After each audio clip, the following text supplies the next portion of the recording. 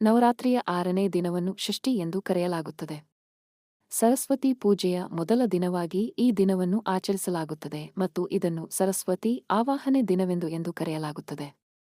ಆವಾಹನೆ ಎಂದರೆ ಸರಸ್ವತಿ ದೇವಿಯನ್ನು ಪೂಜೆಗೆ ಆಮಂತ್ರಿಸುವುದು ಎಂದರ್ಥ. ಭಕ್ತರು ಈ ದಿನ ಮಾತೆ ಕಾತ್ಯಾಯಿನಿಯನ್ನು ಪೂಜಿಸುತ್ತಾರೆ. ಮಹಿಷಾಸುರನನ್ನು ನಾಶ ಮಾಡಲು ಪಾರ್ವತೀ ದೇವಿಯು ಕಾತ್ಯಾಯನಿ ರೂಪವನ್ನು ತೆಗೆದುಕೊಂಡಳು.